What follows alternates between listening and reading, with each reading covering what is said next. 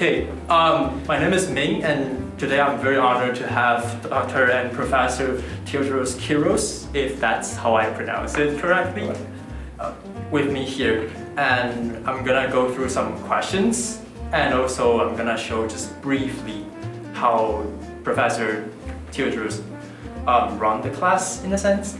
Okay, so first of all, I know that you mentioned that you're from Ethiopia. But for the audience and for whoever might not be that familiar with you, may you introduce yourself for a little, like the background, history, and your journey that took you here? Excellent. That's an excellent question. I've done so many interviews in my life, but I have never had to answer this question. Identity. I am an Ethiopian.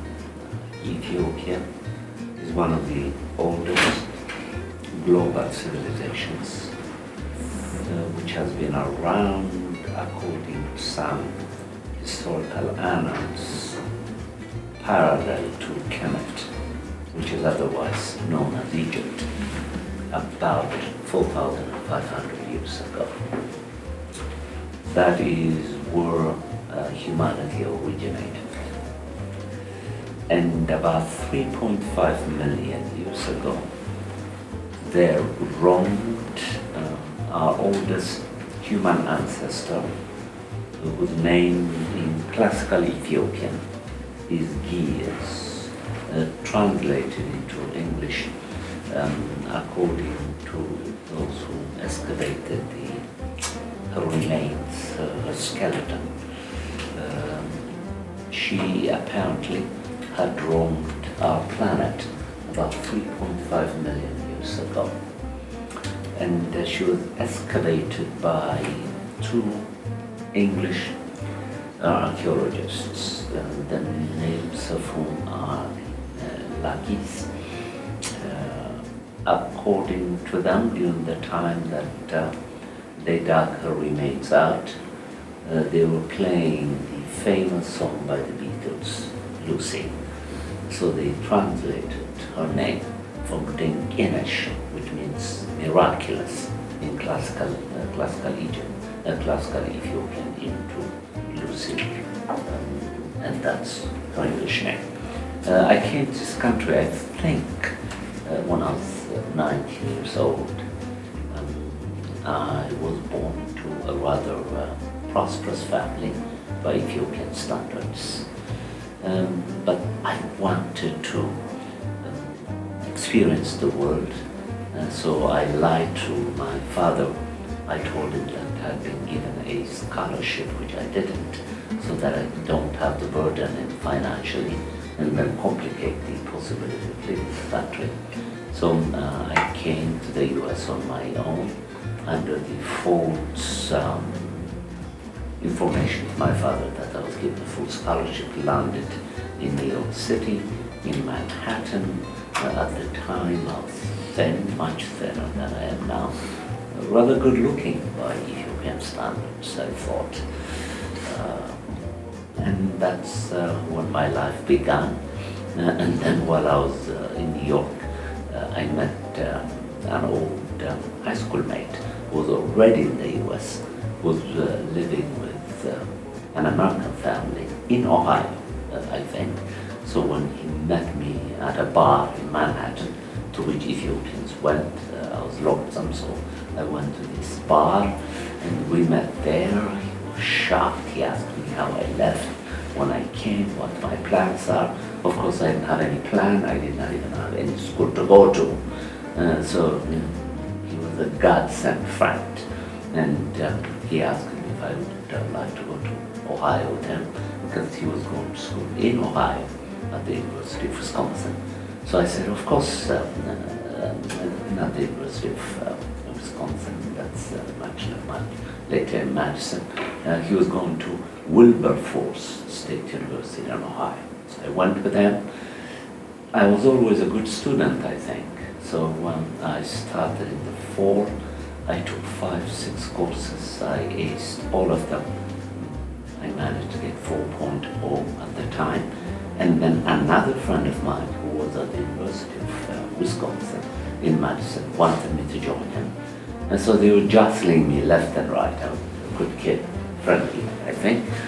So I went to Madison, the University of Wisconsin in Madison, but at the La Crosse campus first. And there I studied philosophy. And from there, I applied for a PhD program at Kent State University. I didn't know anything about Kent State University, but I was attracted to the idea at the time that Kent State University was a revolutionary university, and I wanted to experience that. And so I went to Kent State, one of the most conservative universities in the country. It was a very joyous period of my life. My professors were rather provincial and primitive, very biased, very unsupportive. But again, my God-given intellect had always made it possible for me to be the best at anything that I did as a student. And so once again, I continued studying philosophy at Kent State University and graduated with 4.0. And then I met rather a very lovely young woman from Taiwan. We fell in love, and after we both graduated, we moved to this area. I did a postgraduate work at Harvard University with the great John Rawls, and she first went to MIT, and then she decided to go to BU. We had our first lovely, extraordinary child, gorgeous, brilliant, whom you can check out on an interview that I did with her in African Ascent International. And since then, I fell in love with Cambridge. I have devoted a novel to Cambridge called Cambridge Days, which took me about 8 years to write, which you're welcome to read. And then one thing led to the other.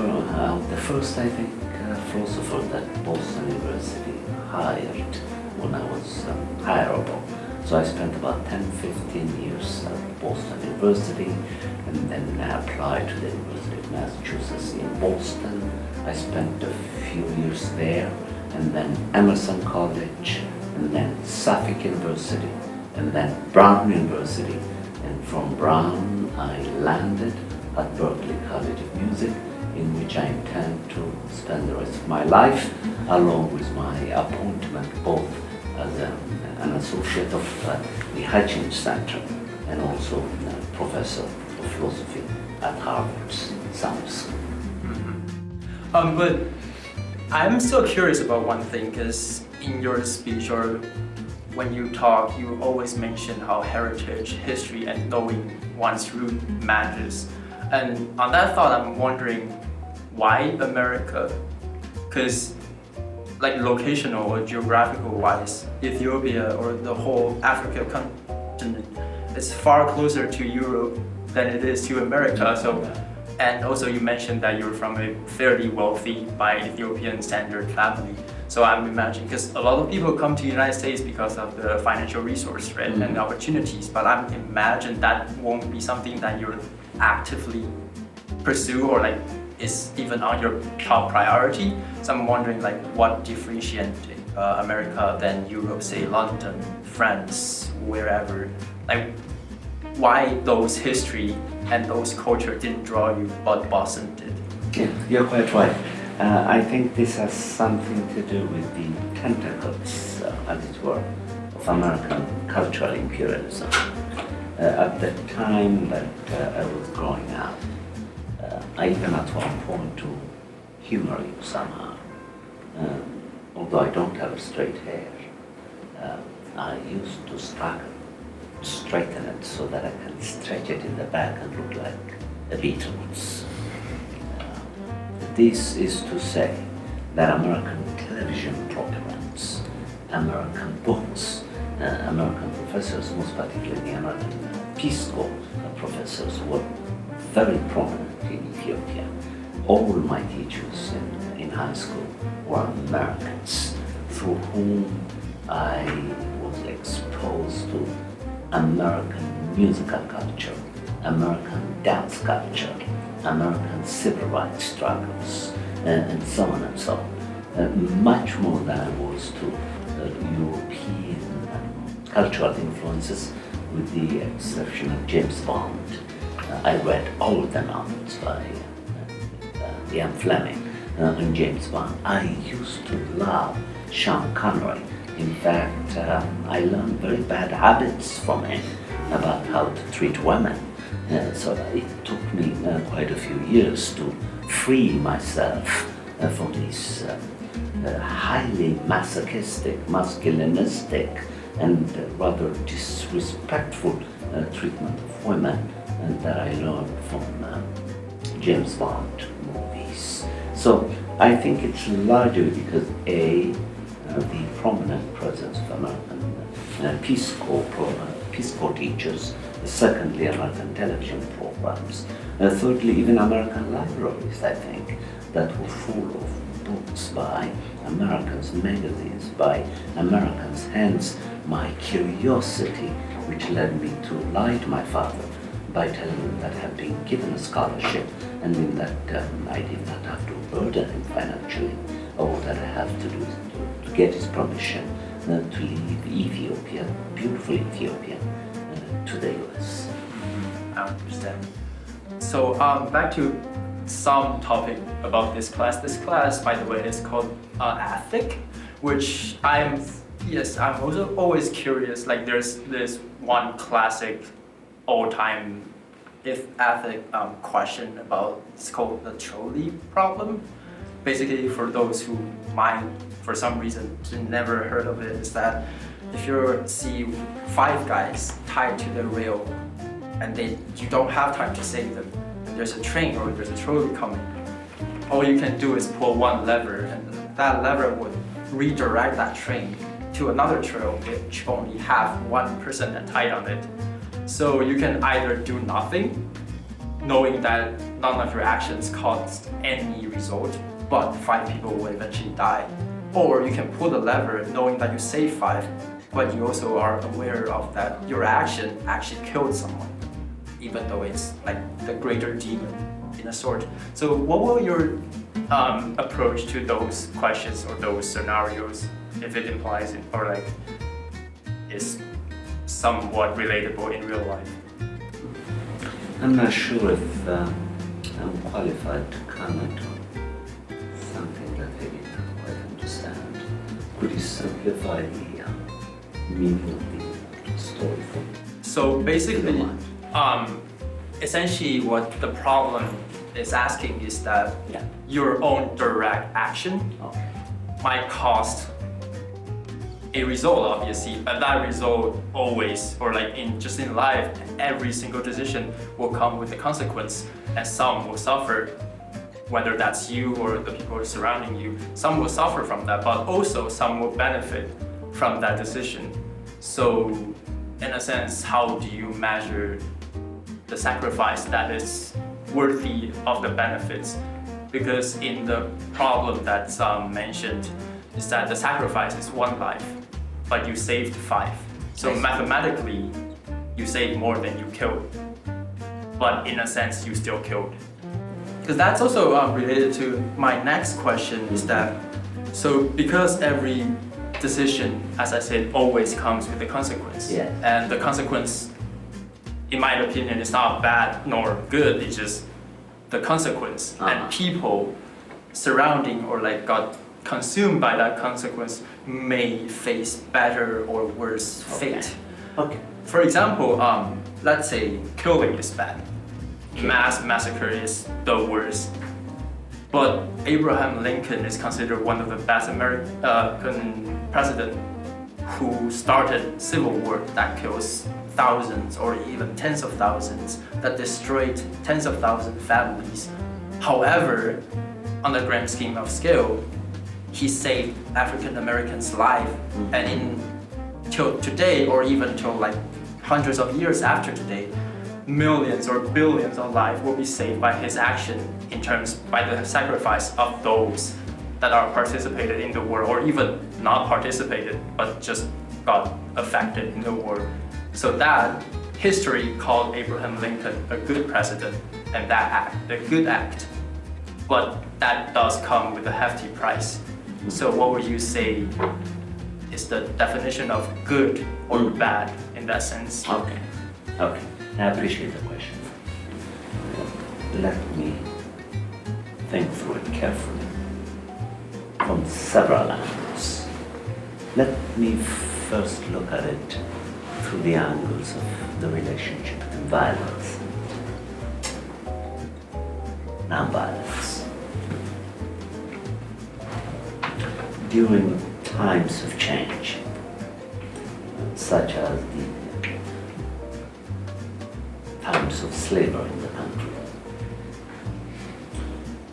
when the population at large was, if not evenly, but somehow evenly, divided between certain members of the population who stood for the good with capital G, without really knowing what the good is.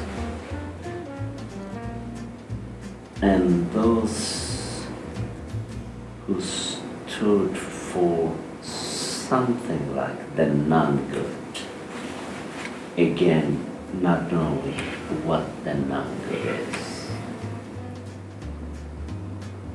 And when those who stood for the good without necessarily knowing what it is were keenly aware that the good, whatever it may be, can be promoted only through the use of violence, had to take the risk of participating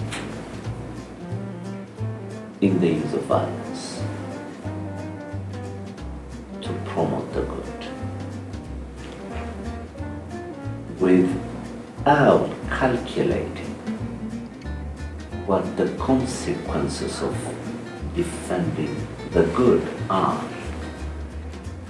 because the other part of the population is also equipped to counter the good by its understanding of what the good is, since both those who claim to know what the good is and those who, without knowing what the good is, are participating in the promotion of the non-good, in spite of not knowing what the good is, which in certain cases is the absence of the non-good, and the non-good is the absence of the good, took a risk and committed themselves to use violence to promote the good, because of which the American Civil War occurred. And Lincoln, a politician of the highest order, intuited that he should be the president of the promotion of the good. So he stood on the side of the good and, among other things, passed the Proclamation of Emancipation, which necessarily did not mean the concrete freedoms of slaves, but he at least made it possible for them to be free, and then go several steps further to concretize the freedom and see to it that each and every black person at the time is free to at least liberate themselves from the dangers of their slave masters. So here you have an instance in which a risk is being taken by certain kinds of human beings on the behalf of promoting the good, by choosing violence to promote the good, although they knew that to promote this good and to participate in this violence in certain cases is going to come at the risk, at the expense of risking their lives. And they did. Mm-hmm. So it depends, A, on what your understanding of the good is, even if you don't know what the good is, insofar as that he or she thinks that there is a good, and in that this good has to be defended, and in that the defense of the good would have to be, among other things, require the use of violence, then the use of violence should not deter the committed person who is attempting to promote the good, to carry out violence.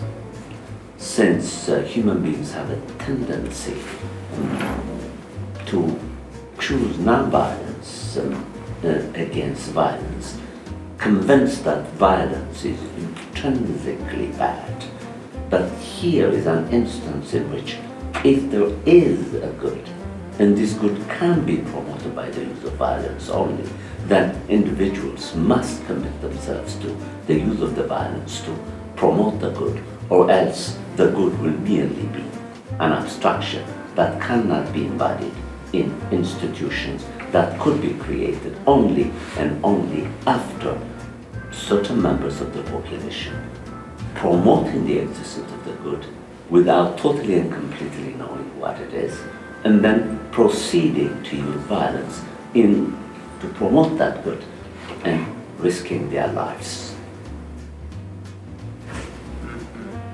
So I could also give numerous other examples, which I said that I would, but I think this particular one is enough. So from what I'm hearing, your perception of the good, you standing on a very high up level and you take the whole population in consideration.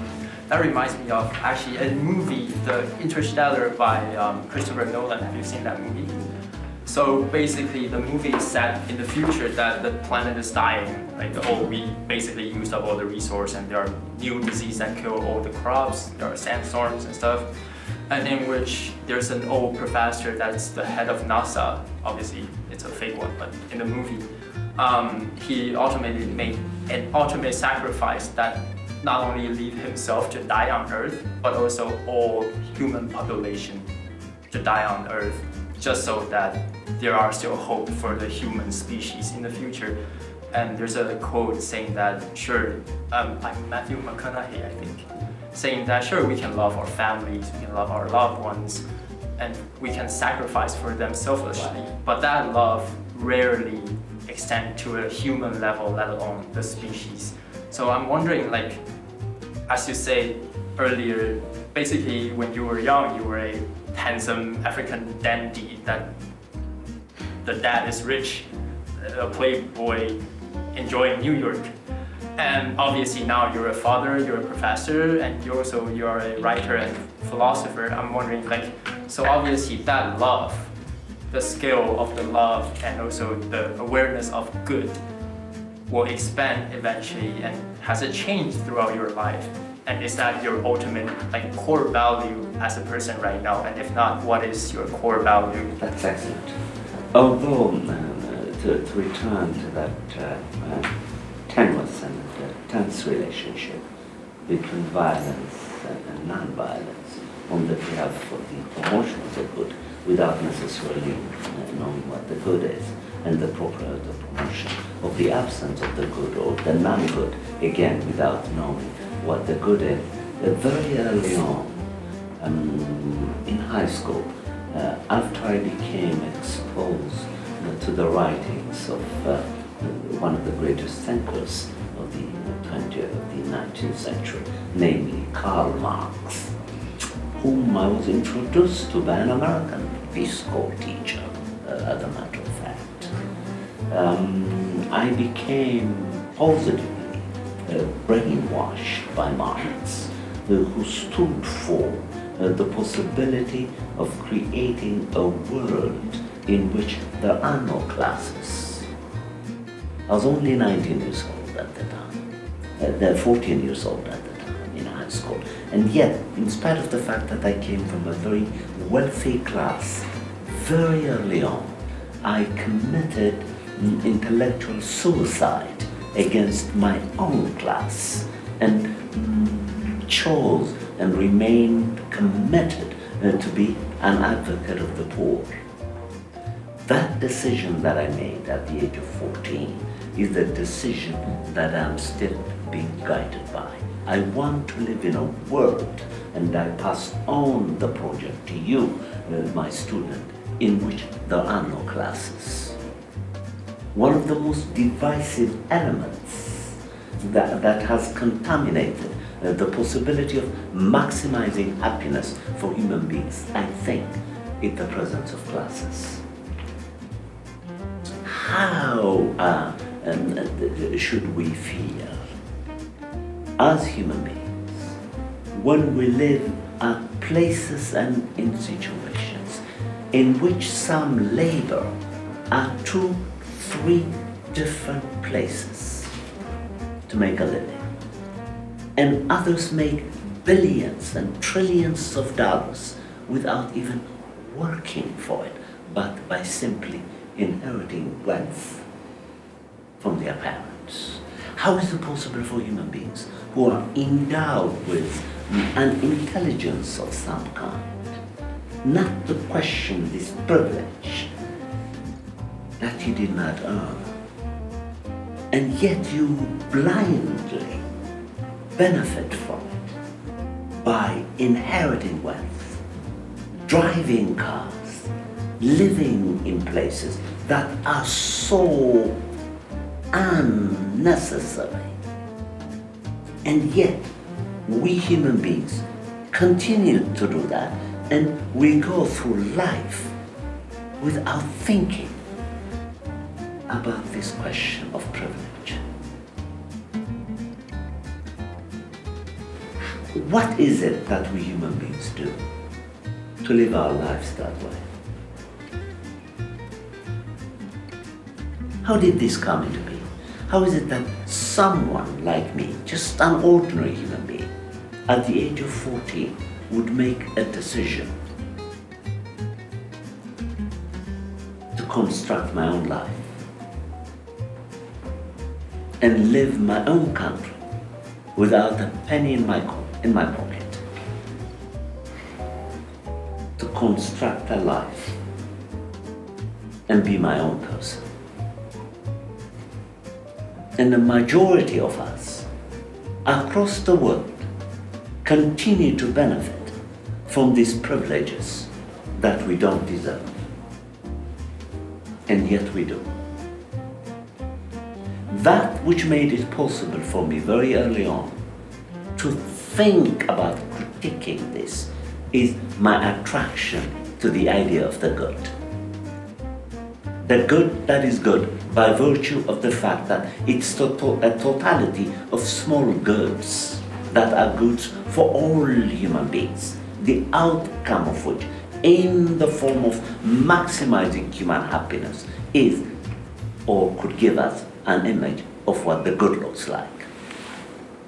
The good in this instance is a good because it actively promotes and supports human beings to have access to small goods. Food, shelter and clothing.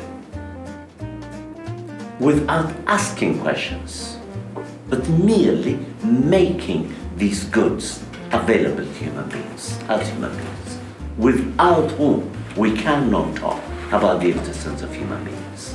Because human beings have needs. They have internal needs. Food, shelter and clothing. They have external needs. Needs for human companionship, human friendship, human interaction, human socialization. And finally, they also have soul needs, needs of the soul. The capacity to contemplate, the capacity to be mindful, the capacity to be compassionate, the capacity to be kind, the capacity to be generous, the capacity to be present for other human beings who do not have to be members of your family. Because family structures are just biological accidents. What is non-biological, but something that is an intrinsic property of what it means to be a human being, is that we are one. Remember, our human ancestor, Dinkinesh Lucy, who roamed this planet about 3.5 million years ago, did not think she was white, or black, or green, or yellow, but simply a human being. We have to take that story of origin seriously. And once we take that history of origin seriously, then it will literally become impossible for us to blindly go through life without questioning the contaminating and destructive power that income and wealth have on human life. How does it feel, do you think, to walk through Bolston Street and Charles Street and look at all these expensive commodities that you can only longingly eye without having the purchasing power without which to access them? We created this street. We created these commodities. We created these institutions. We also stratified a human society such that the homeless, the poor, can only longingly eye these commodities when the rich and powerful could walk into a store in Copley Place and buy high heels for $10,000. Isn't this perverse? Isn't this unintelligent? Isn't this stupid? For us not to question. When right here on Mass Ave, we see every day human beings in all kinds of colors and shapes roaming Mass Ave and begging you, young enough to be their children, for pennies, and yet you don't even give them a glance.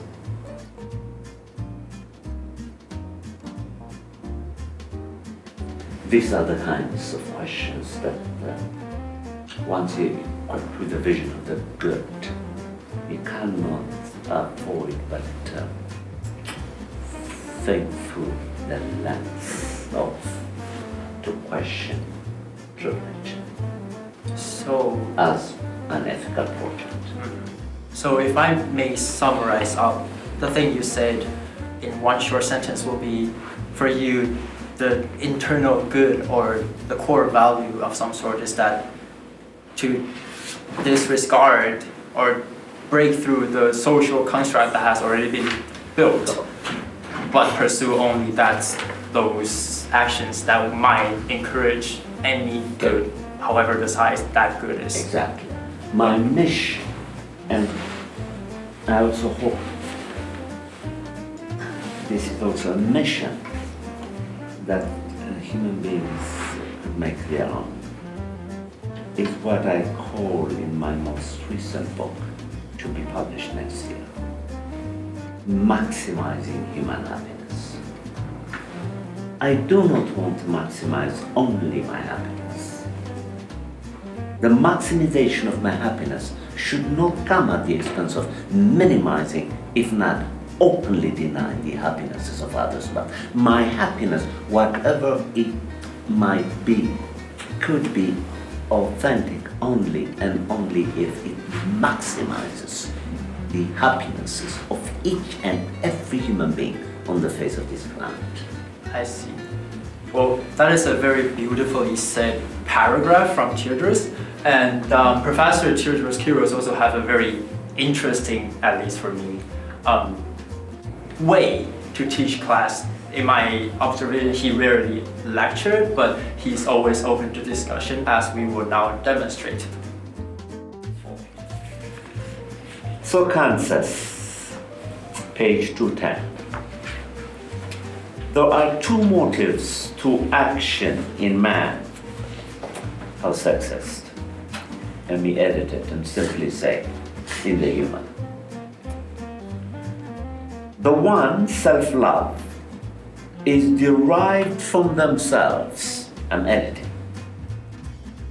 And the other, the love of humanity, is derived from others and in the moral motive. In the human, these two motives are in conflict. If the purposes of self-love did not demand our attention, we would love others and promote their happiness. On the other hand, we recognize that acts of self-love have no moral merit, but have at most the sanction of the moral law. While acts promoted by our love of humankind and by our desire to promote the happiness of the human race are most meritorious. Yet, we attach particular importance to whatever promotes the worth of our own person. Here, friendship comes in, but how are we to proceed? Are we first from our self-love to secure our own happiness? And having done that, look to the happiness of our fellows? Or should the happiness of others be our first concern? In the first case, we subordinate the happiness of others to our own. The inclination towards our own happiness becomes stronger and stronger. The pursuit of our own happiness has no term. And so, the care for the happiness of others is altogether suppressed. In the second case, we think of others and our own happiness loses ground in the race. If humans, however, were so minded that each one looked to the happiness of others, then the welfare of each would be secured by the efforts of his fellows. If we felt that others would care for our happiness as we for theirs, there would be no reason to fear that we should be left behind. The happiness I gave to another would be returned to me. There would be an exchange of welfare and no one would suffer. For another would look after my happiness as well as I looked after his, as well as I looked after theirs.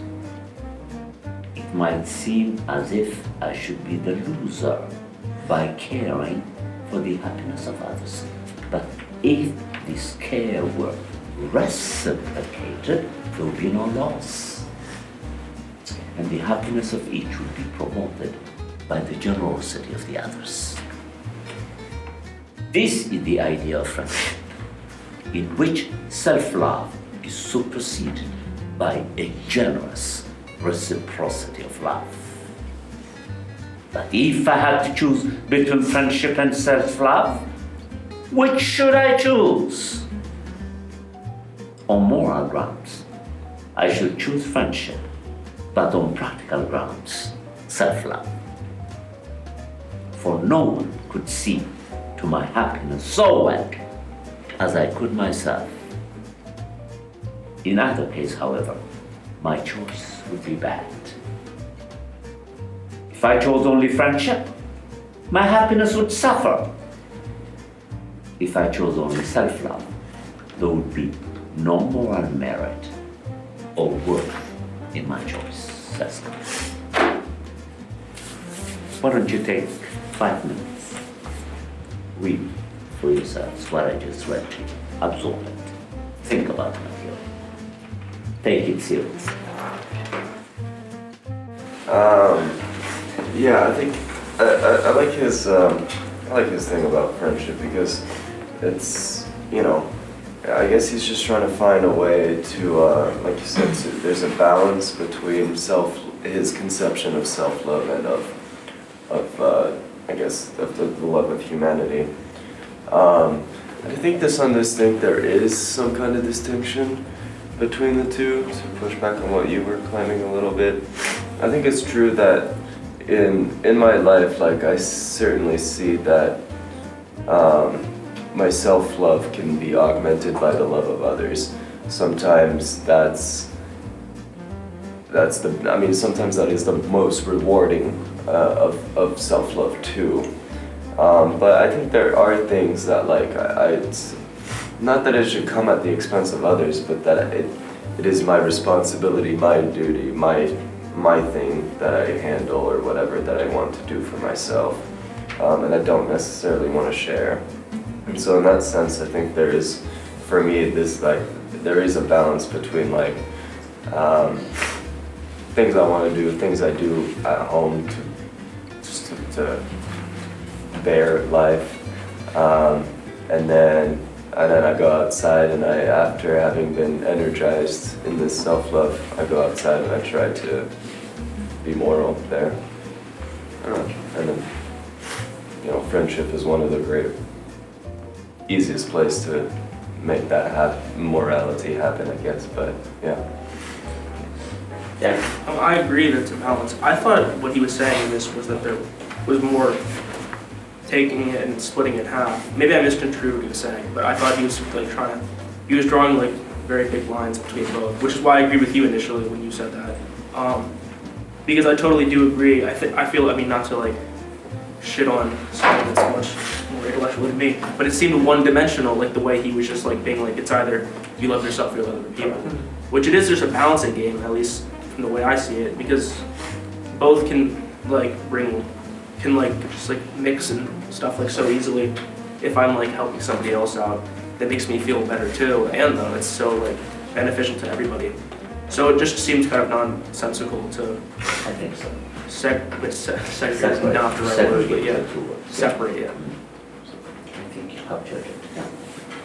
Definitely, I think they're. You don't have to agree with me or agree with Kant. Yeah. Well, I was agreeing with him until you said that. I'm like, wait a second, I shouldn't just be like blindly That's fine. agreeing with Me you. too. When I was your age, when I read this, I was so intrigued. Yeah. Because Kant is so famous, and then I couldn't help but grow up, but I said, kind of shit with it. And this is a major thing, I said, what it is. It's the difference of what we do these days.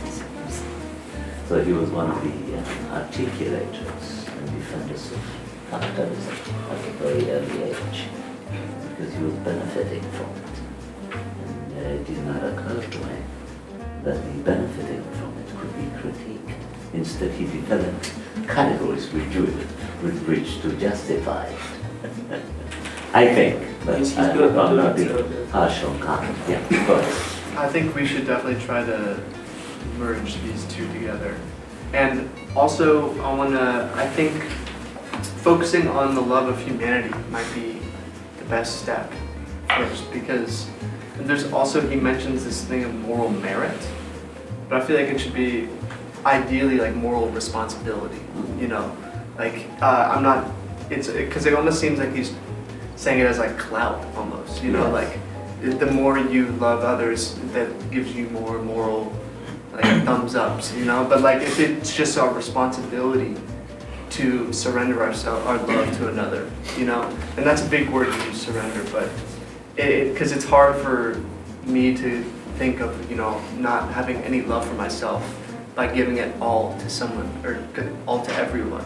But if it's that balance thing, if I get that reciprocated, then that is self-love, because it's talking about the grand self, not just this little self. Like self-love doesn't just can be done by another individual. Correct. I definitely take what he's saying in a little more nuanced. I don't feel as though Kant's asking us to make like a complete distinction between self-love and a greater love of humankind. I think he's more, in my opinion, rightly pointing out that sometimes we do have to make a decision between the two when we're at that sort of crossroads where we have to choose between self-love and general common good.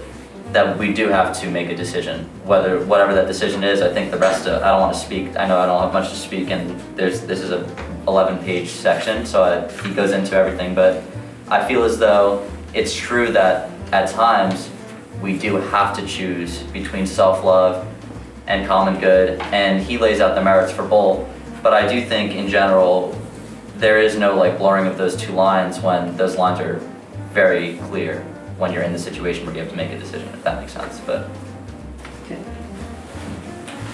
Well, like, it's so cool that you said the word decision, because I've been talking with a friend lately, and we came to the agreement that love, people think that love is a feeling, and I think that in general love is a decision that you make in order to love someone, or in order even to love yourself. And it's hard, both are really hard, to love someone, to love yourself. But I think it's perfectly possible for someone to do it. And it's a decision that I think everybody should make. And nowadays I think that everybody tends to love other people more than themselves in these times. So a message for the people, love yourself more. Okay, Evan. Ethan. Yeah. I'm gonna pose a question. So say someone Remember, has no it's love for themselves. 30 seconds. Okay, so, Yeah, okay. Say someone has no love for themselves, right. but plenty of love for others. They give their love to others, and in turn, they receive love from them. But because they have no love for themselves, they do not accept the love from others. Is that healthy? Because I don't think so. So I feel like if you had no love for yourself, that cycle doesn't really, that cycle like that you could have with other people doesn't work. You know what I'm saying?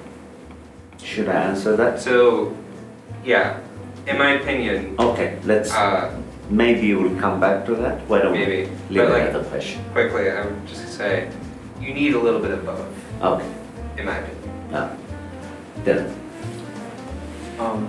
When you ask the question, should we love ourselves first or other people?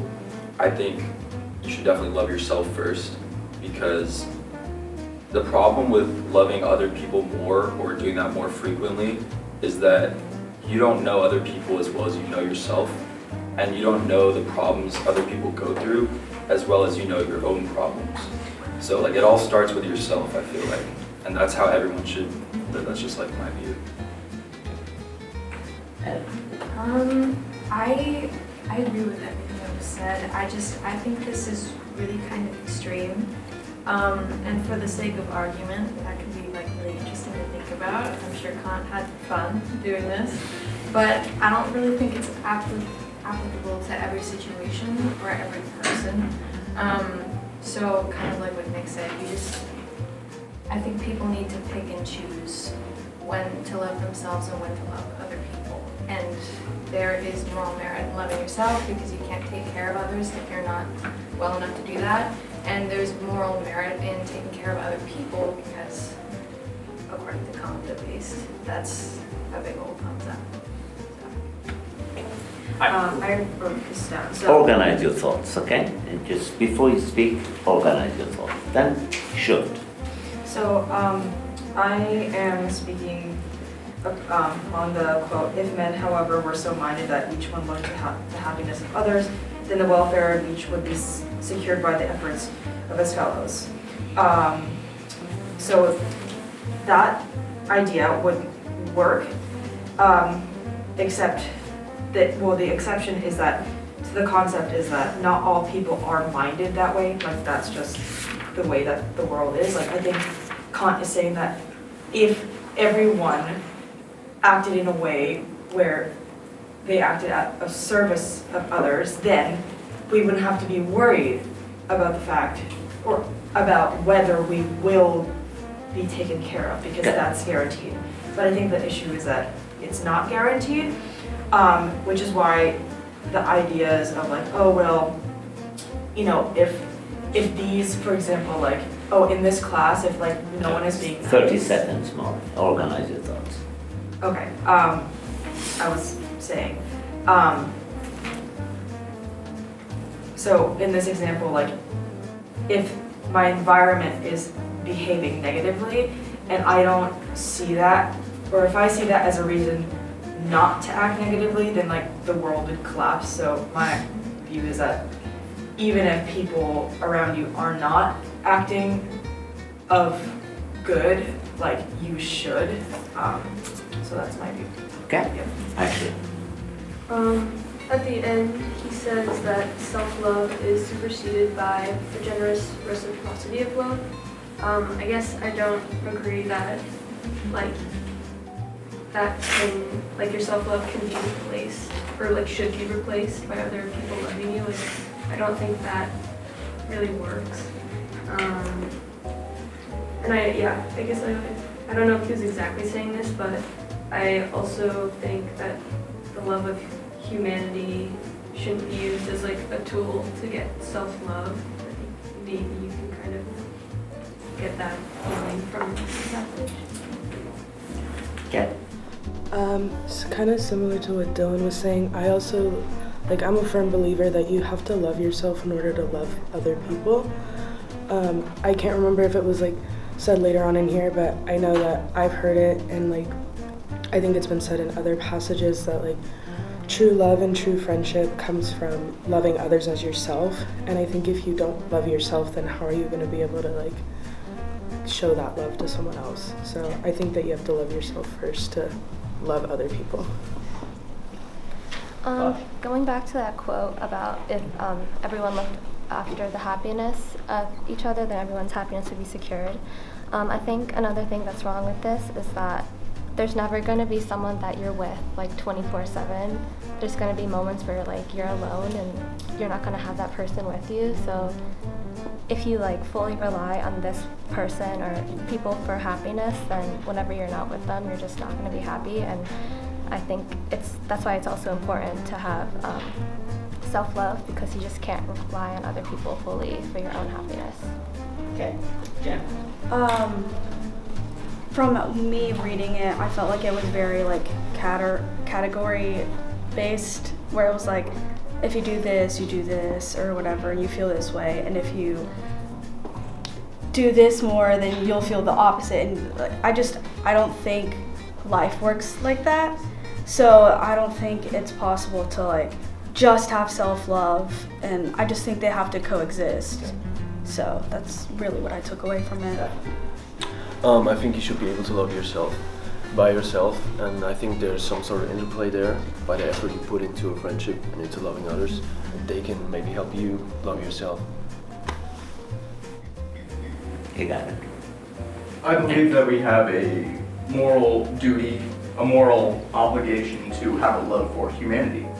And this can come in the form of maintaining constructs, like promises, for example. So if one were to break a promise, it would deteriorate the entire concept of promises, and that would harm the self.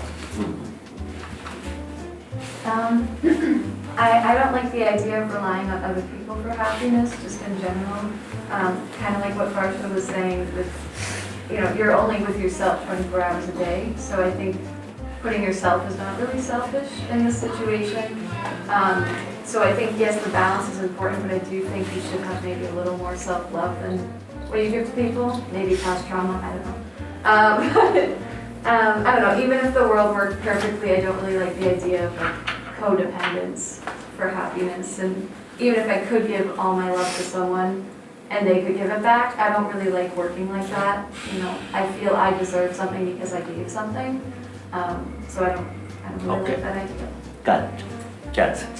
Well, I would have always considered myself as a people pleaser, and from what I've learned, it's people pleasing comes from this feeling of fear that you want people to like and accept you, and I've since learned that that's not the right reason to do things for other people.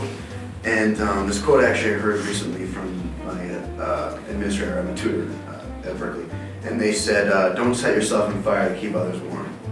And it resonated with me because I felt like I kind of did that a lot, especially in high school, where I would do things that maybe wouldn't be good for me, but in order to get people to, like I wanted people to feel good about something I did.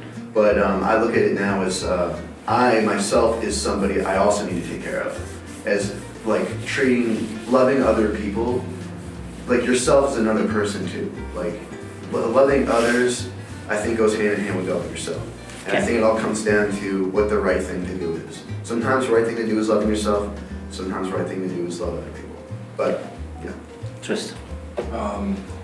So the world that Kant proposes where you have no self-love, but you get it from everyone else in the world, giving their love to you, at least in my experience, doesn't work.